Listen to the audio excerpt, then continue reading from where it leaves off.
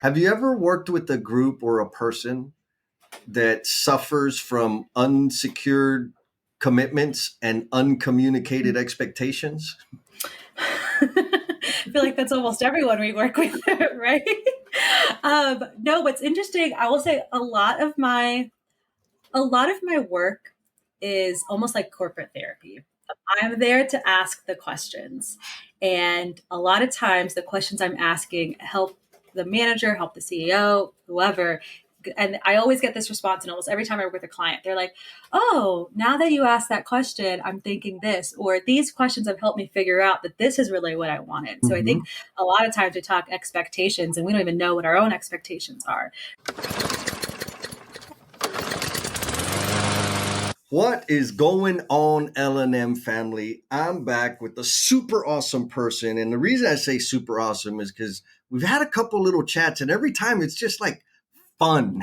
And so I imagine me and Miss Samantha are going to have a ton of fun today. And just so you know a little bit about her, she is a people first process improvement specialist. If y'all know me, you know I'm all about people, and that process improvement stuff kind of tickles my fancy. She's also got some expertise, experience, wizardry in the virtual assistant system automation space, which Mhm. I'm probably going to get nosy about that. If you need help cleaning up your business, Miss Samantha can help you. So here we go to Miss Samantha. Samantha, how are you? I am feeling good today. I'm trying to match the level of your energy though. So let me try to get hype with you. You know, it's funny when I'm like talking, kind of figuring out or negotiating a deal with clients, I can Mm. always see their face. They're like, is this dude for real? What's he on? And I have to, I'm like, oh, I need to tell you, like, you think my energy is elevated now? Wait till I'm in front of a group of people. Right? Totally different. You're going to think I'm on drugs or something, but it's just me. It's just how I am. Yeah, yeah. But I Wow. think that's the awesome thing because I feel like I know that my energy is always amplified by the person I'm talking to. And like I said, like your energy is awesome. So we're going to try. We don't need to melt the internet with this conversation, but we can get close to it. How about that? Yeah, I'm not trying to be Kim K today, but yeah, no, I mean, like you and I, we both dive into some really hard topics with our clients. And so Yeah. if we're not bringing that fun energy, then it's going to be way harder to get people where we're trying to take them, right? Yes, yes, because leading change is painful and uncomfortable. Mhm. I know I tinker around with people's stuff. I love doing that. And I also know I don't like people tinkering around with my stuff. Right? Right? Like, back off. What you trying to do? Right? I know Yeah. I was going into a client. So I was on site with a client the other day, and I kind of had just like fire rounds, like back to back meetings with some of their managers. And I remember one person left and told the other manager that was coming in, good luck. I was like, you don't need luck with me. Like, we're going to be friends, but we're going to talk about some hard stuff, but don't be wishing good luck in front of me. Look. Oh, so have you ever had anybody say, all right, it's your turn in the principal's office? I haven't had that, but I have had a lot of what I do is usually in groups. So I only do one Ah, on one when I know it's going to be, okay, we're going to dive into some stuff and I want you to feel totally vulnerable. So a lot of times in group meetings, I have had people pause and go, well, damn, Sam, you're really going for the jugular. And I'm like, someone's got to ask these questions. I don't know why you didn't ask yourself this question a year ago, but I'm here now. So we're going to dive into it, right? yeah, like why fiddle fart around? Let's make something happen. All right. Yeah. So obviously, we love that torture, whatever that is, or that experience, right? Because it really is like, Yeah. let's have the real conversations about the real stinky stuff so we can do something about it. Yeah. Now, Hmm. what was it about? Like, how did you get to doing that kind of work? Because I don't ever remember hearing about a career opportunity in process improvement, automation, optimizing situations. Like, that was never a thing even discussed when I was in high school. How does that happen for you? Yeah, definitely a non-traditional route. So I think in every one of my jobs when I was in corporate, I was always kind of in a position, or rather, I willingly put myself in the position of saying, this does not make sense. Why are we doing it this way? Like, I'm not trying to be stressed out at work every day. So how can I make this easier for me?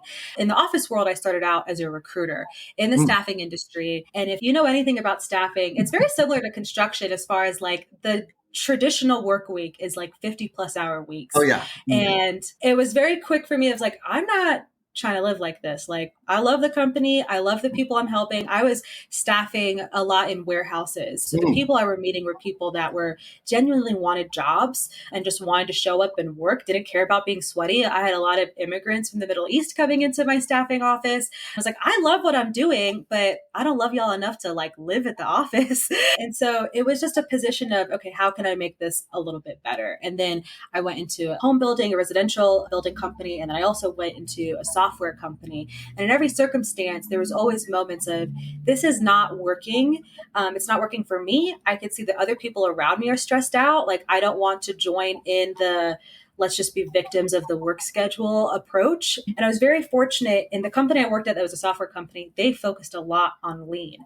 They went a little Mm. bit more into the Lean Six Sigma than I have a Yeah. preference for with my clients, but I was introduced to all of these different elements. And I was like, oh my gosh, I can take what I've learned from HR, what I've learned from recruiting, and marry it with this operations and the puzzle piecing. And this is what's going to like really make a difference for people. And I think even with everything we might see on LinkedIn post pandemic of work-life balance, there's still so many people living at their jobs, right? Living in Yep. a world where they don't know what the word balance means, that they've never experienced that. And so it's been a fun journey to like puzzle piece what I've learned and then help put the pieces together for other people.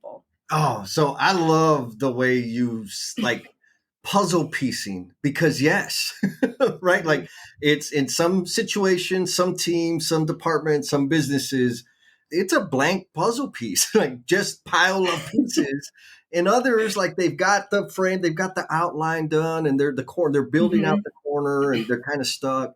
I love that frame because yes, that's exactly what it feels like. Now you went from Mhm. recruiting, kind of HR, went to residential, went to software, which most people, or maybe I'll just say this in my simple, lazy thinking, like those are totally different situations. Mhm. But because of the work that I've done, something tells me you saw some commonalities in those different industries that were like, wait a minute, there's another layer here that we're Yeah. missing. Yeah. Absolutely. I think people really, when it comes to niching down, which everyone in America, we're really the only country that says find a niche, right? So entrepreneurs I've met that come from like the UK, Africa, all these different countries, they come to the US and they're like, oh, I didn't know I needed to have a niche, right? Really, that's because there's just different messaging, right? It's the same Right. problem. It's just like, how does your person think about that problem? What are the words they use, right? And so Yep. I definitely saw a lot of commonalities in all of those areas. First and foremost was people don't think they're going to be friends with me at first. They're like, who is this No. high energy, kind of crazy person? Like, what is happening? Let me have some distance, right? And all of a sudden, they're like, oh, okay. And they start telling me their secrets. I've always had like that therapist aspect to it, right? So dealing with the software guys, the nerds in software and the geophysicists I worked with is like, same kind of nerd I'm going to meet when I go to the construction site. Like they just don't know that they're similar, right? So I think just dealing with those personalities that don't often speak up, that usually hold things in and try to just go with the flow. There are a lot of similarities there. Same Yeah. thing in the warehouse. People that just want to show up and do their work and they see all these bigger problems, but they don't always feel comfortable speaking up. And it's about giving them the avenue to share their challenges and share the ideas that they have and say, hey, like you work here every day, you have a perspective that matters. And so that was really common across the industries. I see you thinking there. Are you kind of Oh, realizing the same yeah. thing? Yeah. Before that, I want to give the L&M shout out to Miss Stephanie. Miss Stephanie left me an awesome little voicemail on the LinkedIn DM. And it's paraphrased, so I'm not going to play it. But she says, thank you, Jesse. You refilled my entrepreneurial batteries. You gave me a lot to think about, and I appreciate it. And of course, getting that little voicemail was extra special. And the reason I wanted to share it is because we just had a conversation. And folks, gifting people with your time, being fully present, listening to them, sharing your insight, demonstrating interest and appreciation can transform somebody's day. Stephanie gave me that opportunity to do that because we scheduled the call. So Stephanie, thank you for sharing that. And to the rest of the L&M family out there, reach out and touch someone. I mean, so you talked about, and I love it because in construction, you know me, I'm in the field. When I say field, I'm talking about my heart. I'll say, let me just be clear. Most of my clients are general contractors, and I spend most of my time with department heads, VPs, like folks that are not in the field because I'm a carpet dweller, right? I'm a house cat now. I can't really claim to be a field guy anymore.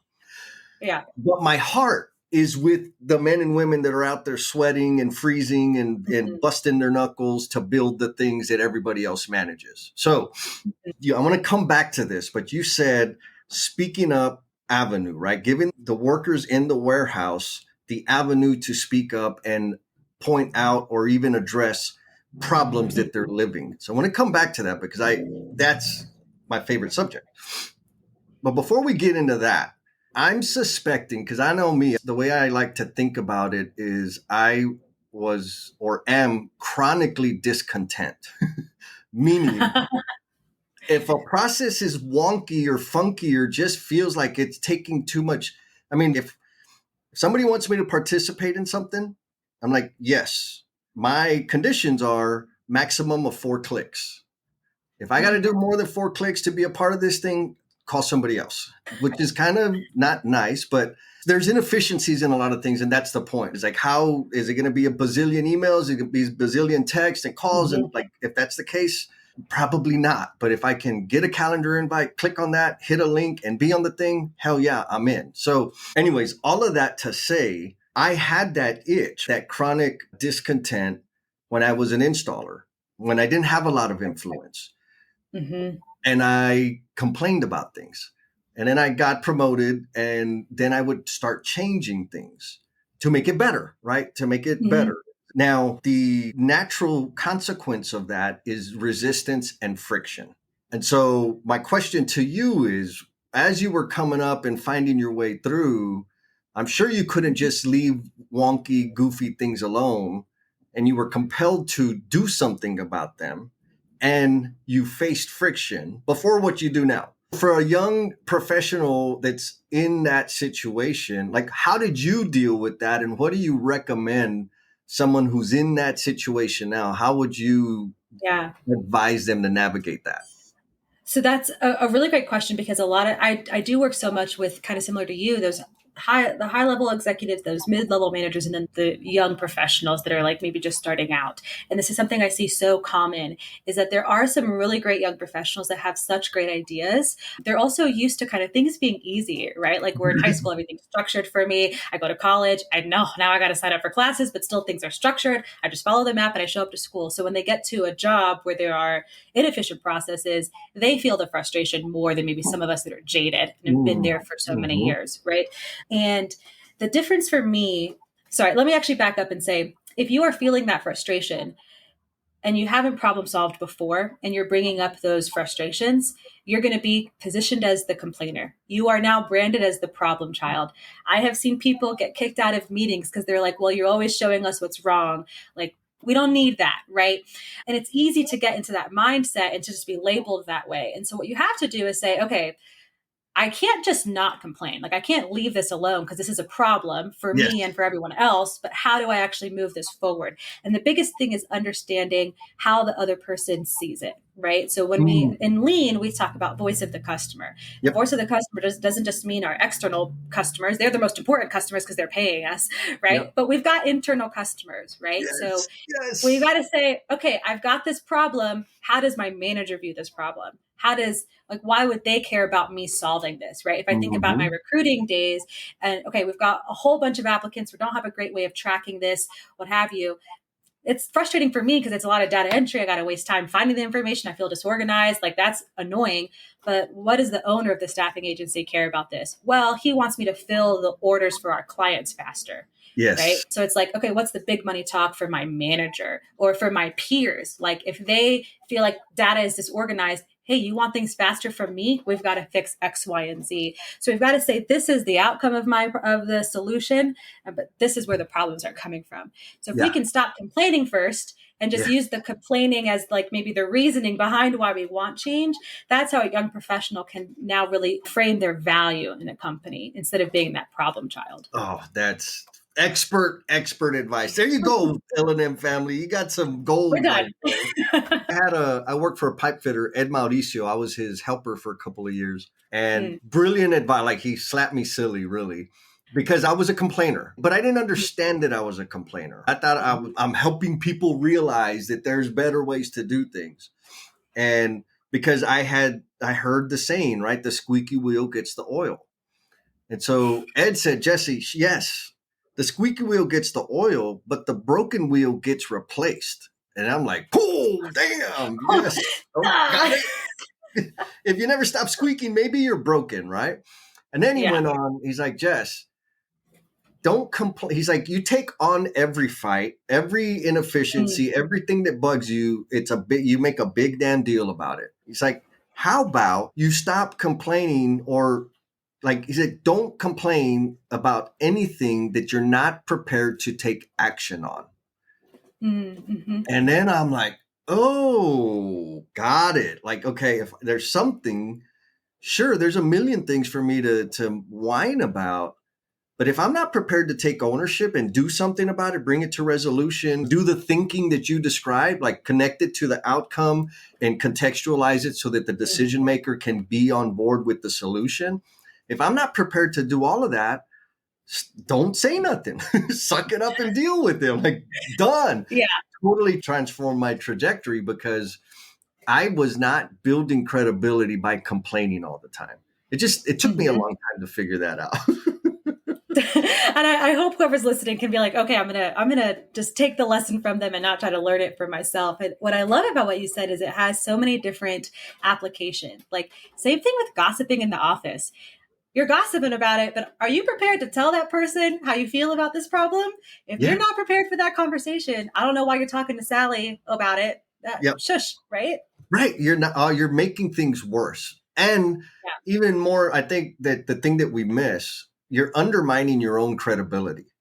Like that's what's happening. I am eroding the trust. If I decide to gossip to you about somebody, I'm going to feel good talking smack about somebody. But the risk is that you're going to say, like, Jesse, I thought Jesse was a higher caliber person, but he's a smack talker. Because if he's going to talk smack to me about that person, the likelihood is that he's going to be talking smack about me to somebody else, right? And then, so there goes the whole credibility button. So excellent point on the, what is it? The gossip, the cheese man. No cheese man, man. I mean, even though we love the cheese man, right?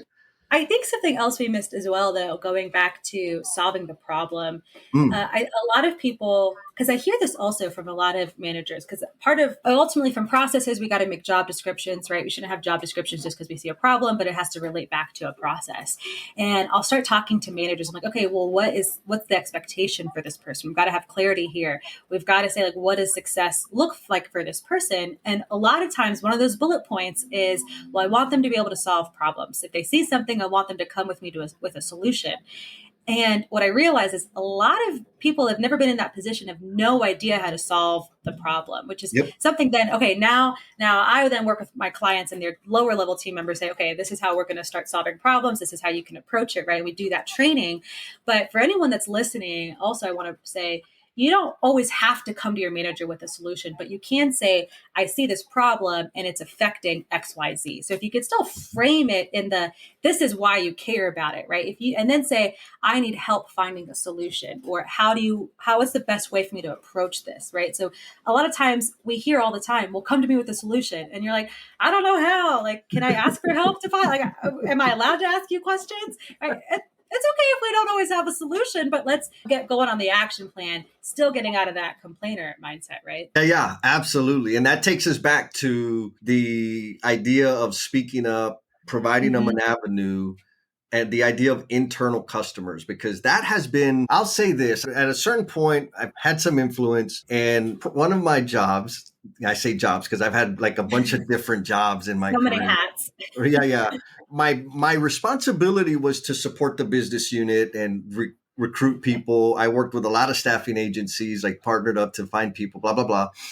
I would analyze financial projections and manpower projections and reconcile that, find out who's lying and find out where the problem. Like I did all that fun stuff. And then I did like the lean stuff, right? That was my side job. Mm. And every so often the project teams would want me to come to the project to like look deep into a problem and help launch something or help shore something up. And my deal was this: yes, I will come to your project on one condition. You do not introduce me to the general contractor. And this is when I was on the trade side of the business. You do not introduce me to the GC. And if by chance we end up crossing paths, I'm nobody of consequence. I'm just a damn fly on, like I'm just a visitor taking your time. Because if they knew that I was responsible for labor, they would be hounding me. And so I got in a little bit of trouble for that. They're like, Jesse, you can't do that. They're our customers. Like, yeah, no, I agree they're our customers. But we have so many resources dedicated to serving the external customer. You don't need me doing that too, because the resources we have serving our internal customers are thin. And I want to be that resource. Now, that takes me to this idea of helping people speak up or find an avenue to speak up. And what you described, right? When you have a leader that says, don't bring me problems, bring me solutions, which sounds cute, but it's not that easy. And introducing people, you said it. Some people don't know how to do that. And so you gotta, like, some people get autonomy and they lose their mind because they don't know how to deal with autonomy, but they want it. And I think that's all, like, within that ball of knots, this idea of helping the workforce, the people closest to the delivering of the value, helping them speak up and surface problems and do something about the problems. What does that look like? Like, when you think about helping people get there, what should a change agent expect from that audience? Yeah, so really interesting. We're talking about autonomy, right? Especially when we look at a world where, again, post pandemic, everyone's like, well, I might leave a job that pays really well for this culture because I have more autonomy here, right? And that's going to go hand in hand with managers that are like, I want accountability. I want my team to hold themselves accountable. And I'm like, okay, have you taken your dog for a walk? Have you taken your dog off the leash? Are you confident they're going to stand right next to you when you take them off the leash? Are they going to run? Are they going to chase the school? Like, what are they going to do? Right? Like, so we definitely don't want short leash management, but someone that's never even had long leash management, like they're not going to do well. You take the leash away altogether. And we got to, like, autonomy is not saying like, go figure this shit out yourself. Like, Right. Autonomy is like, I'm empowering you to make these decisions. I'm here if you need help, but I only want you to come to me if you like really need my help, right? Or you just kind of need a little bit of validation on this solution you have. And autonomy comes from giving an abundance of clarity and direction, right? So when people are like, oh, like we don't need to have this SOP. And I'm like, well, you realize if you have a process down, then your team can think less about this process. They go through the workflow and they're like, oh, this could be improved. Oh, I have an idea for this, right? Or if we're saying like, I want you to be autonomous and be able to make these decisions, what are the outcomes of the decisions that you want? So you don't care about the journey, you care about the destination. Let me know the parameters of that destination. Where am I supposed to end up? And then I can make decisions, right? So like we can't confuse autonomy for just like, they need to be hyper independent. They just need to be able to think on their own is what we're after, right? Yeah. I mean, give them, I think of, you go bowling, right? You take, or maybe, okay, I'll admit it. Every time I go bowling, I get the bumpers up. Like you have the bumper, when you take a kid, you take the bumpers up so that you want to stay on the lane. Like that, it's the guardrails. How provide the guardrails and let you know where the destination is. Get there. I don't care how you get there. Some people, like I'm super, like my brother Renee, shout out Renee, because he does all the editing and the clips and stuff. And it's like, when we're working through it, I'm like, dude, I don't know exactly what I want. I don't know how to do what I want in terms of, but I want them to be fancier like this.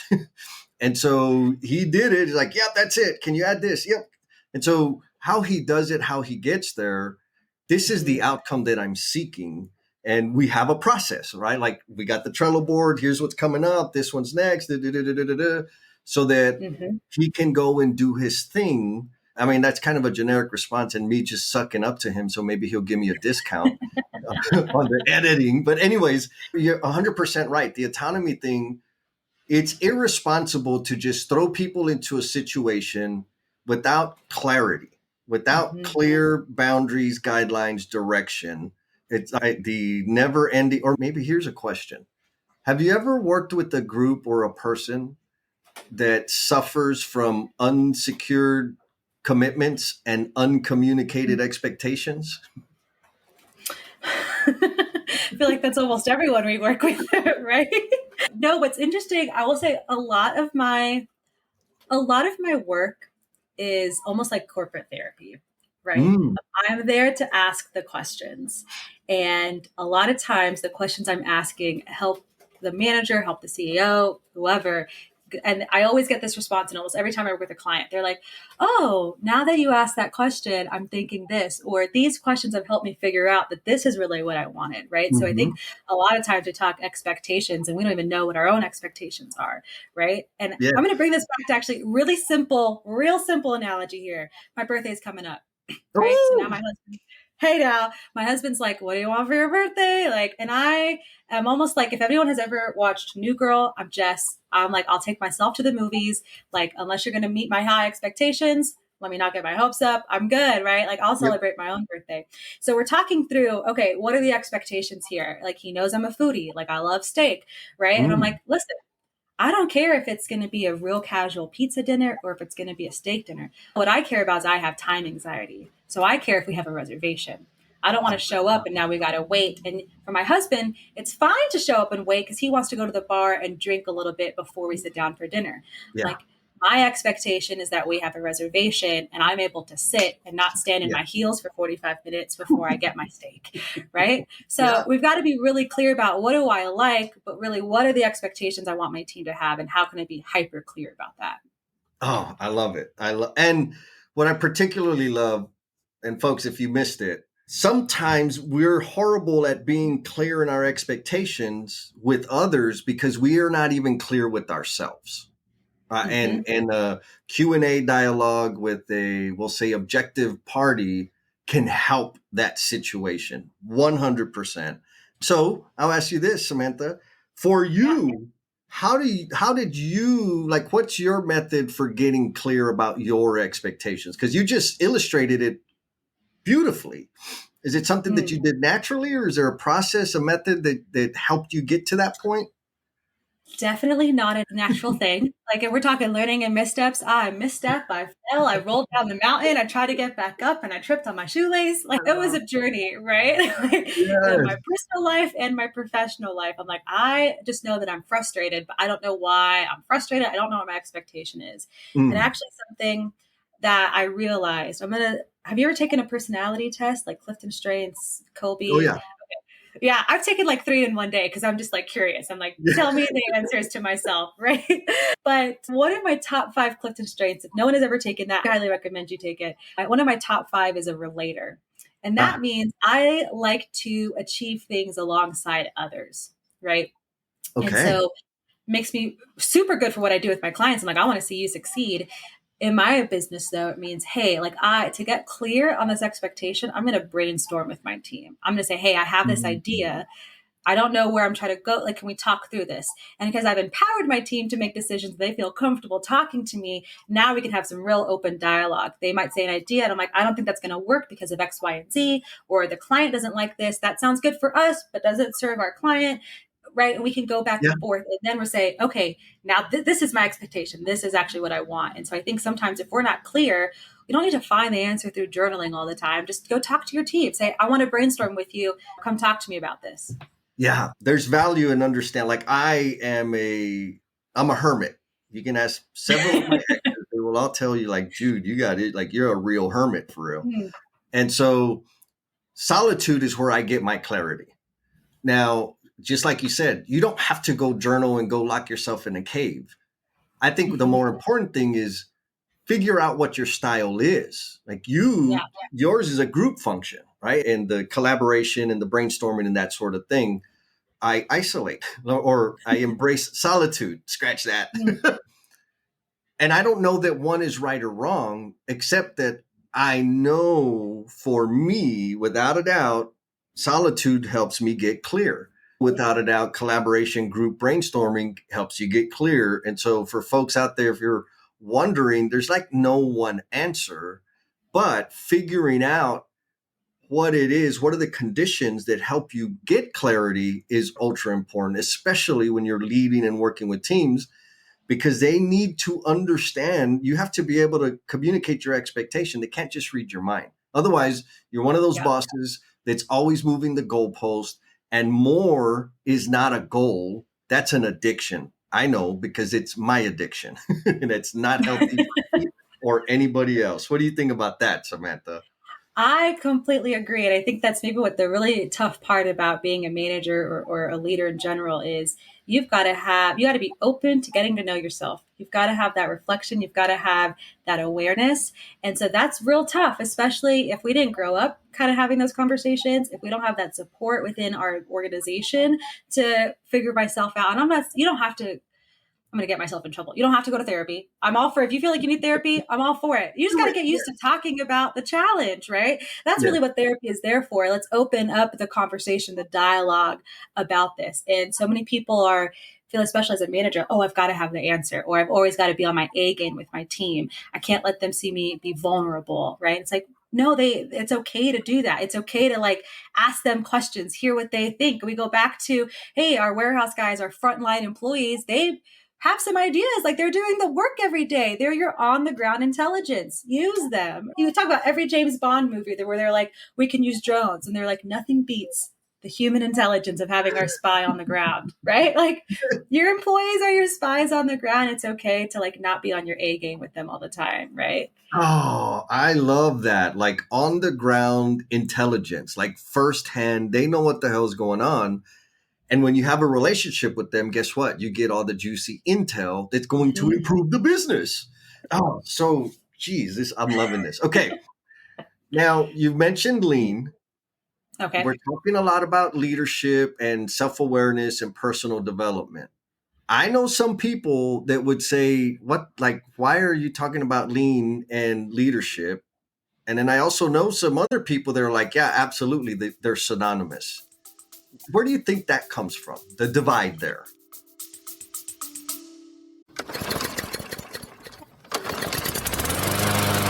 Check it out, hometowners. So Primo, he's a little bit embarrassed about like asking for some backup, some esquina. And so I want to hit you up and like if you're digging this content, pues give it un like, give it the stars or leave a comment.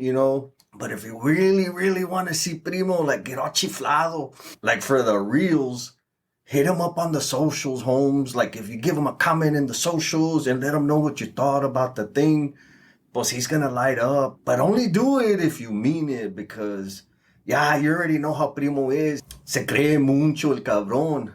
So if you could do that, if you could leave a comment or a rating or the stars or whatever, that would be cool, man.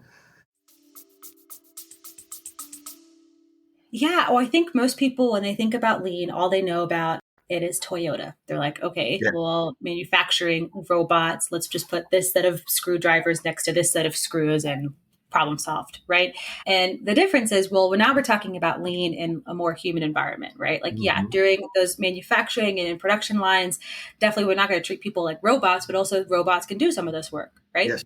So now we've got to say, okay, how am I efficient with my team? How do I make people efficient?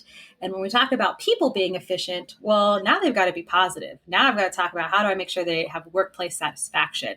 How do Mm. I build trust to identify the issues that are really happening? How do I get their buy-in so that when I make change, they're not totally resistant, right? It's totally okay to have some members of your team that are resistant to change. We need the doubters to say, Yes. did you Yes. think this through? Right? Like, I had to teach my team, push back. Like, I have a lot of ideas. You better push back with me. I don't Mhm. want someone that's like, yay, another change, because now we're just changing for the sake of change. Like, I Right. welcome people that are resistant to change. Force me to prove to you why we need to do this, right? Totally fine. But anyway, going back to, okay, how do I make people efficient, right? We've got to have that cultural leadership element of it. We can't just be lean and mean, right? I love flowcharts. I love visualizing. I want to see, where does the flowchart not make sense? But at some point, that flowchart represents actions by real people, right? Yes. Yes. And if I'm not good with people, then I can't implement that change. I can't make this process work, right? Yep. Oh, I love it. Beautiful. Now, I mean, yeah, go ahead. Sorry. no, go, please. I was gonna say, like, I was gonna ask you, like, what, I know we're talking a lot about me, but what are your instances of, like, you had a manager that was like lean and mean, and they had no people touch, right? Like, how did that go? Yeah, well, it was me, Sam. Talk about missteps and falling down the hill. It It's was me. Jesse. Jesse's been there, guys. Yeah, when I got introduced to, and I'm kind of weird about it, but when I got introduced to lean, which Mm, at that point in my career, it was the last planner system. Only that, which in construction, a lot of us were at the point, I thought that was like the all there was to be around this lean idea. And so it's a planning and it's a collaborative planning system is what it is. Anyhow, I used it and it helped me. And I still credit the tool, the 1 week plan, 6 week look ahead, pull planning, mm, blah, blah, blah, all those things, daily huddle. It's got all these elements. Me practicing that as a foreman is what catapulted my career because I was able to start, like, this is how I learned it. I learned last planner system. Then, like, I started doing that or trying to do it. Then I learned about the 8 wastes. And then I learned about 5S, whereas like most people, they approach it different. Anyways, mhm. so it started framing the way I thought. And I used that system to do my job, which it was just a function of me spending less time on wasteful things that made it seem like I was good. I wasn't good. I just spent less time doing wasteful things. That's bottom line. That's what it was. But Yeah. it helped me stabilize my environment. Now, because it had such an impact on me and the company I was working for was an employee owned company and we got bonuses by project. So Mm. I was pretty good at math. And I looked at the estimate and I figured out, oh my God, here's the formula. If I install 20 feet of pipe an hour, that's budget. But if I install 22 feet of pipe per hour, I'm 10% under budget. That's money in my pocket. Yeah. So what I started doing was applying that thinking and I started doing lean to people, right? Like, you better do this. You better, like, it Mm. was all about you're inefficient, your waste, you got to be more productive, work smarter, not harder. And I just set challenging goals and wore people out. I was That saying, was how'd that go for you, Jesse? How did it was not too good. Like, people from we'll say from the office side, I got a lot of attention because look, he really cares and he's really trying and he's doing all these Mm, innovative things. From the field side, they're like, man, I hope that guy gets in a freaking car wreck on the way home. And yeah. that's what it was. Yeah. And so eventually I got to understand, like, instead of doing it to them, how can I teach these things instead of dictating it? How can I use the little stuff that I know to solve a particular problem for the guys? And if I solved a problem using my lean wizardry, they would be interested in doing more of it. And that's where the people side came into it. And then eventually it evolved into my understanding, just like you said, was the leadership aspect of it, because it absolutely can accelerate the growth of trust. And now my thinking is this: all the stuff that I've learned along the way, when I use it to build capability and remove hard work for the men and women that are doing the work, the rest is gravy, period. Mhm. If I'm trying to optimize for a particular outcome, it's still not bad, but that's like B team. A Mhm. team is make the work better for the people doing the work. And guess what? Not only do you enhance the quality of life for people, you also get those business outcomes that you're serving. So that's kind of where I'm at on the thing. And yes, I'm guilty. I I I have was one of so them. but it's okay because now you're like, I can speak from experience, right? Yeah. I have so many thoughts on this, and I'm going to start with the last thing you said of like, people are happier, and we've got the business outcomes, right? Businesses spend billions of dollars on culture initiatives, and I'm like, If we start with like operational excellence, we start with lean, all these other things will happen. And then we Yeah. could say, okay, cherry on top, little culture initiative. But you can significantly cut back expenses that you're spending just to do the work, but then also expenses on those culture things, right? Yes. So it's like, why are we not starting with that? But let me go back to where you came with your planner and how you learned things in reverse. What's interesting with that is you learned outcomes first and then how to complain. If we were to Yes. go back to that conversation, like 8 wastes, the 5S, cool, let's teach that. But why does it matter? It matters because that's how we go through the planner, right? And that Yes. we've got to start with that. And so where you kind of had the misstep, right? And where your company also had the misstep with you is two things. One, you had the KPI, right? Of like, you're going to get a bonus for these things. But what's the KBI, our key behavior indicators, right? So Mm. this is how I say this is what drives when I teach people, we got to have goal task alignment, right? Of like, that's how we know we're productive, we're not busy because what we're doing lines up with what we want to achieve, right? And so our KPI is really just the metric that says we're making progress on our goal, Right. right? But our KBI, the key behavior indicator, this is like, okay, this is my daily action, right? So Yeah. I want my manager to be on budget with my project. That's my KPI. But how do I want my manager to do that? What are the Yeah. actions, the behaviors that they need to do to meet this KPI? Right. And I feel like if Mm. that was explained to you, you probably would have pulled back a little bit on the lean and mean. Right. Oh, sister, yes, and it was explained. We didn't. I love the KBI, right? Key behavioral indicator, because yes, again, puzzle piece. Like I had a boss. He passed away, but he was my mentor and my boss at the time. And he pulled me to the side. He's like, "Jess, you're great at getting results. You deliver projects. Our clients hate you. Our people hate you, but you make money." And I'm like, "Yeah, I know." Like we need better clients and you need to hire better people. And he's like, well, maybe if What's everybody the has common factor? exactly. And he was very clear. He said, if you want to expand your influence in this organization, you need to do two things. You need to deliver financial success and you need to develop and grow people. Mm, And you're failing at one. And it's not bad. You'll have a job. You're going to be the best damn foreman forever. And if that's okay with you, then keep mhm. doing what you're doing. But if you want to grow your influence and really start exploring the potential that you have, you're going to have to learn how to develop people. And I was out, man, you want to talk about having a pouty fit. Like I was not a happy guy. Luckily, the organization was TD Industries.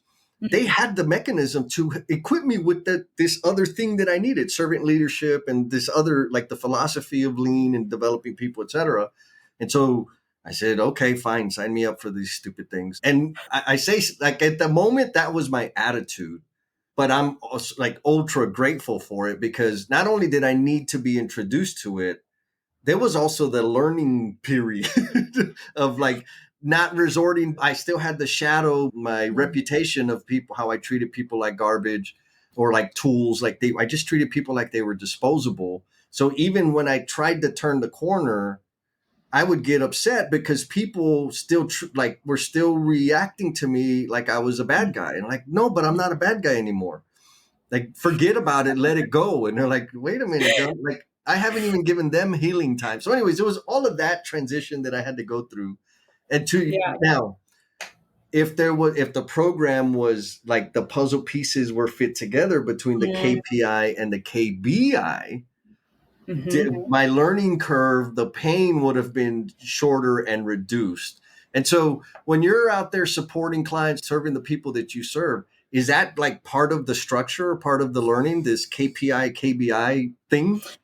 Yeah, so a lot of times it depends on the type of company I'm walking into, right? Yep. But when we're first figuring out, okay, what is the scope of work for how we're going to approach this, depending on where that executive management team is at, I'll say we got to do some lean leadership training before we even dive into Mhm. understanding these processes, and we definitely teach on those things, and it really equips them to be able to lead some change. And what's awesome is that, I mean, if we're doing our job right, we're working ourselves out of a job, right? Like Absolutely. Yeah. if the managers of that organization should be able to take charge once we're done. And so what's really cool about that lead leadership training is before we even dive into their first set of processes, I can see their gears turning and they're like, oh, I thought about this. Or like, oh, I went ahead and I started changing this. Is that okay? I'm like, you don't need my approval. It's not my company. Like, it's your team. Go ahead and go change it. That's awesome. Like, just make sure you've got the follow-up. Tell me how it goes. Like, did that change achieve what you wanted it to? Right. Like, now we've got to talk through that. Right. Going back to like the accountability and autonomy we talked about before, is we can't just change it and then say it's fixed, right? We've got to follow up on that. But yeah, it definitely is. It's a big thing to teach them. But I think also on that note is when we dive into processes, I take a very collaborative approach, right? You introduce me as a people first kind of person. Like this is collaboration. And that's how I'm going to get you on board for change. It's also how I'm going to figure out what's really going on. And through that's when we start to have those conversations of, okay, what can we do differently? What are the action steps here that are going to lead to this? So people start to, without really understand or remembering the definitions, without remembering the textbook of KBI and KPI, they start to think that way. And that's really what we want. Yeah, absolutely. Absolutely. Well, I'm going to tell you right now, I'm stealing that, the thinking, right? Because just being clear about it, right? Like, yes, we can achieve the outcome. Like I have this conversation with construction executives all the time. Like, yeah, like, why are you here? Why do you do this job? Like, to make money. Our purpose is we're here to make money. And like construction is a hard ass business. It chews people up and spits them out. And if you're really great, you're making 4%, which is not a lot of money. I'm like, bull, because if you were here, if you really wanted to make money, you would sell pictures of your feet on the internet, right? It's way less risk, high margin. Like you're not in construction to make money. But so my point is there's a lot of ways to make money, right? There's other illegal things that you could do. And so if the point is to make money or make earnings, the behavior idea or the behavior conversation is extremely important because you can do it in nefarious ways that steal life from people, or you can do it in ways that help grow, nurture the talent that's around us. And it's a matter of it comes down to the behaviors of the leader. So anyway, thank you for that. Now, the introduction, I mentioned, and I don't want to leave people hanging or like, and also selfishly, right? I want some more nuggets from you. You know, I mentioned your experience, your wizardry with virtual assistants and automation. Yes. What are some of the high friction points for people when you're suggesting or recommending automation or virtual assistants? Or which one, actually, here's a better question. Which one are people most resistant to? Automation or virtual assistants? I feel like it really depends on who we're talking to, right? Yeah. Have you been burned before by one of those things, right? Or then it's like, okay, now there's a reason for our resistance. Let's talk through this, right? Like going back to expectations, right? Often we sometimes learn what our expectations are when we realize where shit just went, not where we wanted it to go. Yes.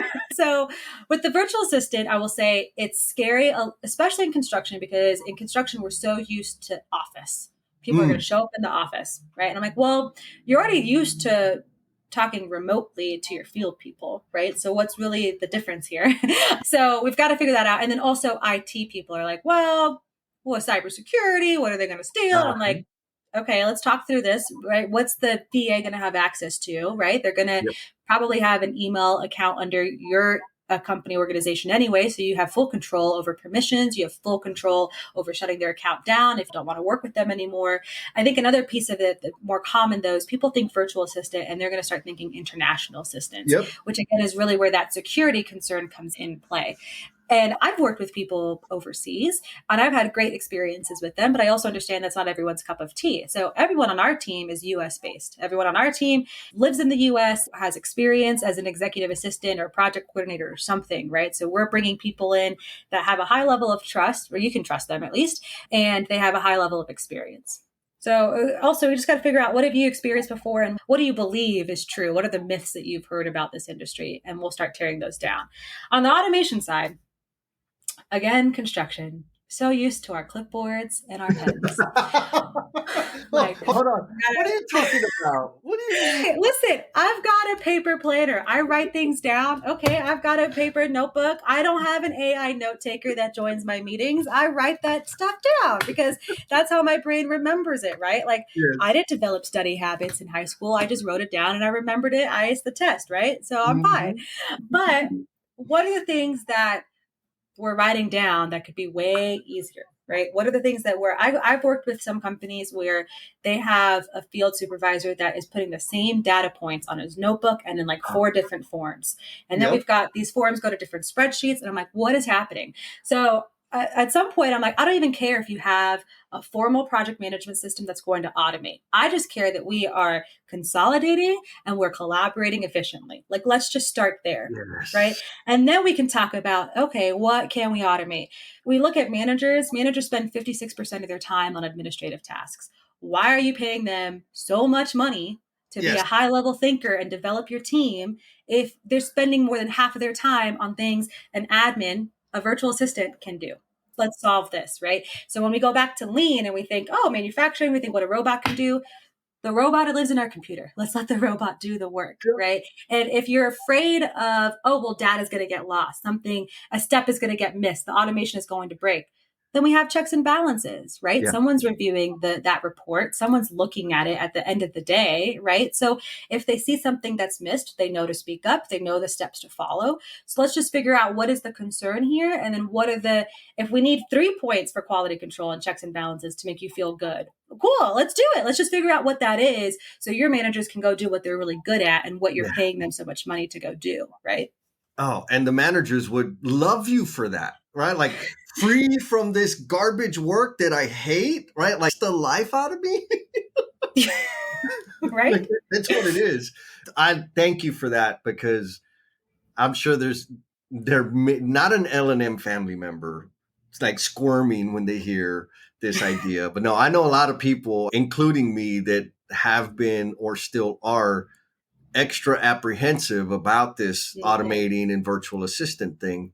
Now, I also know because I was there, we'll just say 8 years ago, like, what do you mean assistant? Like, no, I love scheduling my hotel and my flight and my Uber and doing my timesheet and expense report and scheduling calls 10 times a day. Like, no, I don't. I hate that. I was like, where are we going with this, Jesse? Like, oh my God, like you're explaining a nightmare. Well, that's most people's jobs. Like you said it, right? They Yeah. spend so much of their time doing that. Now, if for somebody that is VA curious, right, virtual Mm, assistant curious, or sick and tired of those administrative things, what do you like, generally speaking, doesn't matter what industry, mm. what would you recommend people look at or consider in terms of high leverage things or even low leverage things that they could easily hand off to a VA? Yeah, so we actually have a guide for this. And Oh, if we have show notes, we can have a link for this. It's called our Stay Focused and Delegate Guide. It is crafted a little bit more on the entrepreneur side, right? Where that's going to be a different set of admin tasks than maybe an EA in an established organization, but still a lot of similarities. So hopefully we can link that and you can get that absolutely. guide. Jesse's like, I want to see it right now. Super easy. It's a checklist. But I would start thinking, first, let's think about outcomes. If we go back to expectations, big money talk, outcomes. And a lot of times we're like, I just want someone in my mind who can anticipate my needs. I need someone proactive. I don't want someone like, yeah, they can do my inbox, they can do the scheduling, but I've got to train them. I've got to teach them how to do that. I don't want to do that. So I can give you all the lists of things they can do. But ultimately, what you want is someone who's going to anticipate your needs and do some of the thinking for you. And they're going to be able to say, hey, I saw you had this coming up. Can I do X, Y, and Z for you? Or we met last week. You said you would do this. I don't see it. Do you need help from me, or do you just need me to keep reminding you? Right. Mm. And to get to that proactive state, we've got to think about, okay, what would they have to know and do for them to be able to do this, right? For them to be able to say, I see you have XYZ coming up, then, okay, we've got to have some calendar management in that. For them to be able to say, okay, like, I did this job costing report. I did this spreadsheet for you. Okay, they've got to have some data entry responsibilities before this, right? So Mhm. the easy way to think about it, what you'll hear a lot is, well, just think about the stuff that frustrates you. Think about what's eating up your time. I'm like, I don't always do that because sometimes I like to hyper focus and ignore the problems I have going on with my clients and my Yes, business. And I want this low level admin project. I need that. Okay. Like, don't take that away from me. That's my, like you said earlier, my solitude. That's my cave. I'm going to focus on this and ignore all messages for 3 hours. Okay. And it's like, do I need to do that? No. Can someone else do that for me? Yes. But I need this for myself. Right. So, yeah, you could think about what frustrates you. But you could also just think about, okay, if I had a mini me, Dr. Evil, mm, if I had a mini me who like thought like me, who helped me, but wasn't a manager. Now I'm not going to pay a full-time person to sit in the office and shadow me or go to the field and shadow me, yep. right? What can that part-time remote person do so they can start to think on your behalf? And then we'll Mm. work back from Ah, yes. Give me two. I'll take two. that. Thank you, first of all. Like, thank you. Mhm. Absolutely. We need to put that link so that the L&M family out there can get that. Stay focused, Sure. the Stay Focused and Delegate Guide. And I'll also just preface it with some of my brethren of the Control Freak clan. It Mm. may give you anxiety as you read it, but it's okay. You don't have to do anything. You're just reading it, right? Yeah, just dip your toe in the water, right? You can take your toe right out if it feels cold. Dip it in, and you know what? I'm gonna connect the dots. It's gonna go back to expectations. Mm, Why are we afraid to delegate? Because we don't think they're gonna meet our expectations. Do they know our expectations? Do we have processes in place for them to follow?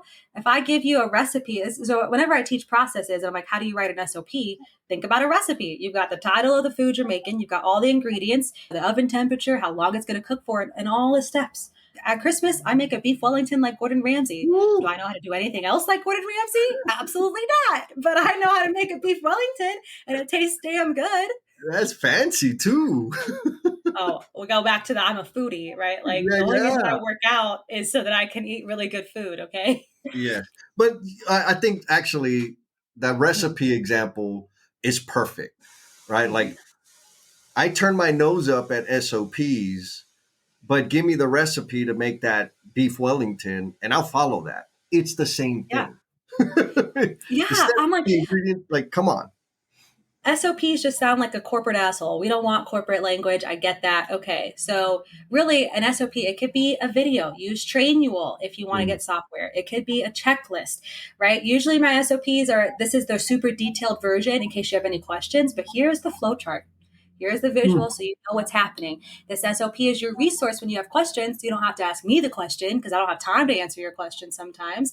Like, here and now you know how to solve this problem because the answer is right here for you. So I think you just got to be, yeah, we have this rigid vocabulary, but let's think about again the outcome. What really do we need our team, or what does our team really need? What's the resource they need? How do we equip them with that, right? yeah. Yeah, 100%. Oh my God. I feel like you just gave a free lesson to me and a bunch of people that are going to be listening to I'll this. send you my invoice later. It's fine. Yeah, send it to my virtual assistant. Oh yeah, there we go. We'll have them pay for it. You don't even see it. It's fine. Oh my goodness. Well, this has been amazing. You and I, on our first call, we talked about a mastermind. Yes, we did. Yeah. So what is that? What's the idea there that, because you and I hadn't even prepped for this, but what are you thinking there? I volunteer a lot with business organizations, mostly because I'm a mom. I've got two kids. My husband travels. I can't volunteer a lot outside of work hours because I've got little toddlers. That's okay. So, what works for me is volunteering in business organizations. And so, I've done several idea labs and masterminds. And really, what I've noticed is, again, we come back to like, I like to brainstorm with people. I like to ask those questions. And I think sometimes we don't always have the space to do that. Mhm. Even myself, I'm part of some networking groups that claim to have masterminds. I'm like, I don't feel comfortable asking any of these people questions. Like, Mhm. and so I think something I would have really loved, not only when I was an employee in the corporate world, but also now as an entrepreneur, is I just want to show up and ask questions. Like, I have this idea, I have this problem, I'm struggling with this, right? What are your ideas? Have you dealt with this before, right? Like, Jesse, you're saying you learn from me, but I learn from you from your LinkedIn content, from the chats that we've had, right? Like, I'm always open to learning. And so I think a mastermind is really just creating that space for people where they know they can show up and they can have the answers or at least brainstorm some possible answers for the challenges they have. And if you don't have any, I mean, I've shown up to masterminds, I don't have any questions, but I just sit and listen. And I'm like, oh, I think I had that problem. Like, Right, let right, me right. just steal that.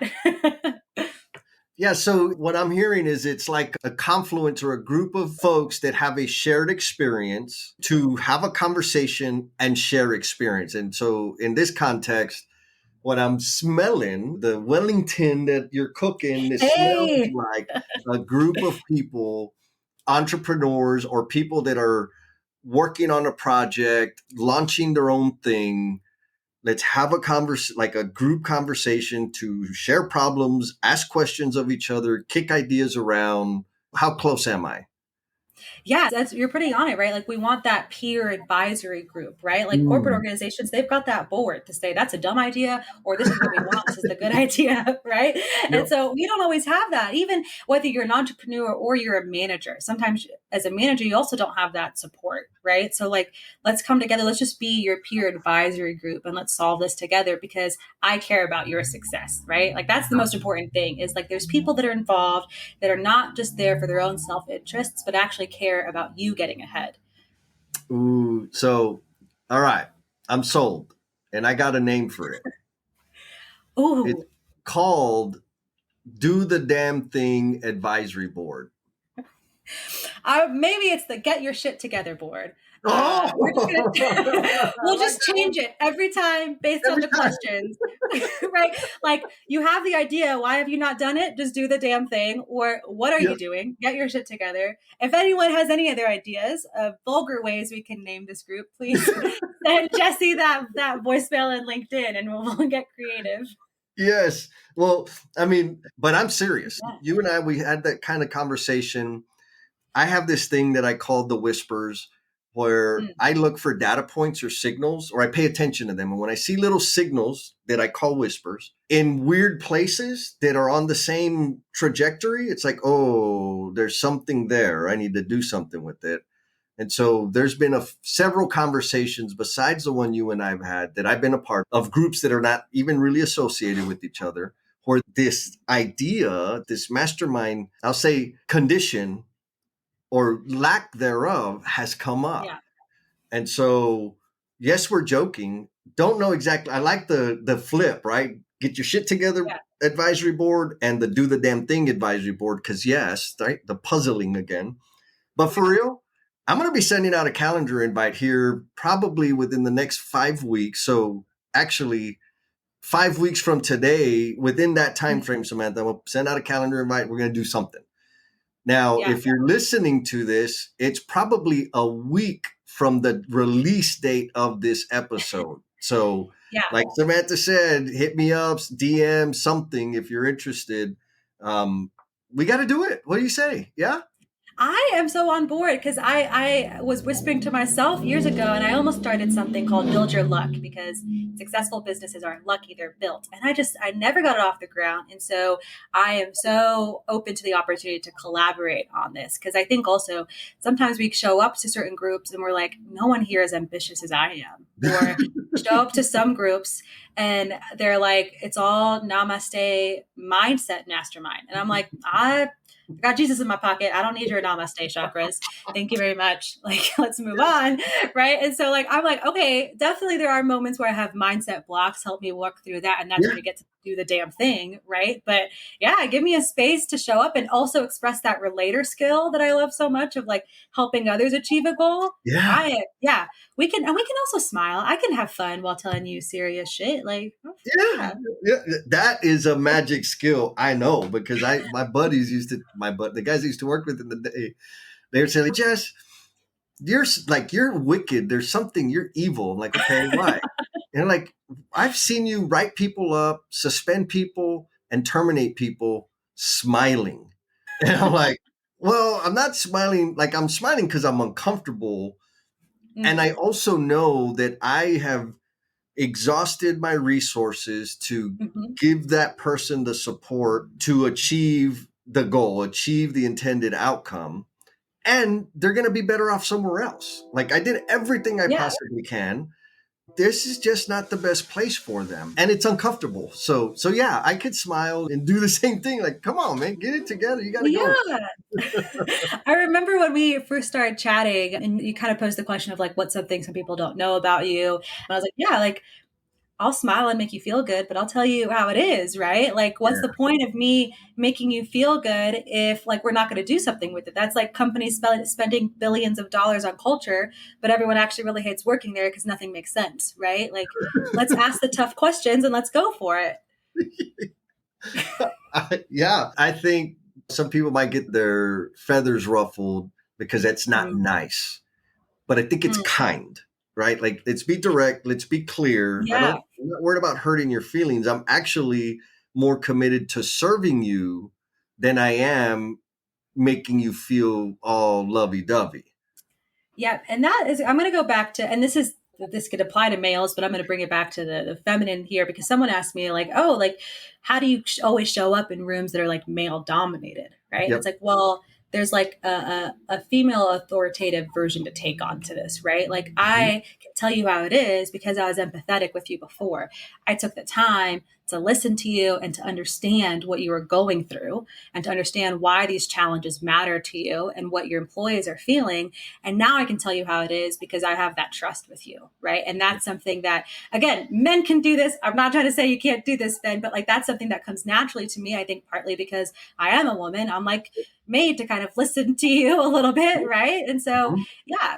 And I think you can't just tell someone how it is if you don't understand what it is, if you don't have that compassion, right? And you look at, I'm a mom, right? So I'm going to pull on Inside Out. If anyone else is a mom and you see Inside Out and you understand why sadness matters, right? We can't just be happy and tickle our way through shit. We've got to like just take the time to be empathetic and understand why we're upset in the first place. Okay, now we've got the mindset done. We've got our feelings out. Now let's go do something about it, right? Yes. Yes. That's all I'm going to say. I like to make things as simple as possible for people to understand. And a lot of times that just comes from food and being a mom. So. Oh, folks, if you can't grasp that, you got problems. So well said, Samantha. I mean, frank, concise, clear, totally relatable. Like, oh, that's it. I'm going to leave it there. Now, okay. So we're going to keep on talking, but you got to work out. You motivated me to work out last time, so I'm going to make sure. Are you telling me I need to work out? No, I'm not. No, I'm just... But you said you were, and since you motivated me, I want to motivate you. Yes. So we're going to wrap it up with the closing question. You ready? Yes. It's a simple one. Mm-hmm. What is the promise you are intended to be? It's not a simple question. You want that to be it. You want to like make people feel less scared of the question by saying that, but it's not simple. Okay, you know what? I thought a lot. I knew my answer the first time you told me you were going to ask me this question, but I did go back and forth on how I was going to share this. And you know what? I actually wore my God is Good shirt today. Yes. And earlier I said, I've got Jesus in my pocket, right? The promise I'm intended to be, I do not know, because it is not something I decide. So I'll say that very straight up. It's not something I decide. The promise I'm intended to be is something that's going to come from the Holy Spirit and for God for me. And so if someone's listening and they're like, hey, I'm not faith-based, first off, message me. I love controversial conversations. I said I'm a relator. Like, let's talk about it. Yeah. I'm not trying to convert you, but let's talk about it, right? But also, if you're not a faith-based person, really what that means, at least for me, is I'm going to be humble. I'm going to really try to serve. I'm going to be open to new opportunities because I don't know what my promise is going to be. I see people that are maybe purpose life coaches. I'm like, you can't tell me my purpose. My purpose don't come from you. Like, you don't know my purpose because I don't know my purpose. And my purpose is probably ever changing. My purpose today is going to change tomorrow because of who I'm going to be around and how he's going to use me for that. Right. So that's my answer. I don't know what my promise is. I just know I'm supposed to be a humble servant. So. Oh my God. I love your best answer. I love it. Well done. Oh, and folks, thank you. Go back and replay that, like for real. Because I think a lot of us get trapped in this thinking, like, I have to definitively articulate my purpose that's measured to KPIs and KBIs and every other freaking I. Like, it doesn't have to be that way. Right? Like, I don't know. Maybe my purpose is just to be a servant and walk on the path and let the path reveal itself. Oh my God. Amazing. Did you have fun? I had so much fun. This was great. This was awesome. Good, good. Well, thank you for your time, Miss Samantha. This was too much fun. We're gonna get in trouble, have some little evil laughs. I'm ready.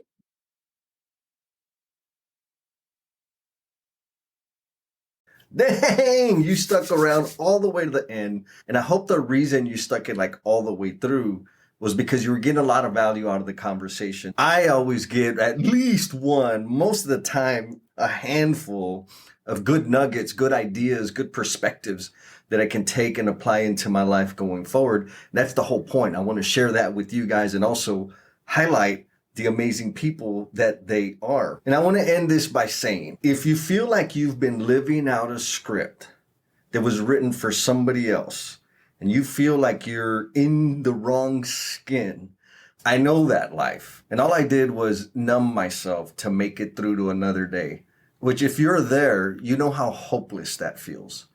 I want to recommend that you check out Becoming the Promise You Are Intended to Be. The stories in this book will help you know that you're not alone. They're my personal stories, like the real stuff that I went through, and I'm sharing them because it helps keep me sober. It helps me contribute my gifts and my talents in service to others. It helps me turn my failures, my shame, my embarrassment into something useful and positive. So check it out. Be kind to yourself, be cool, and we'll talk at you next time. Peace.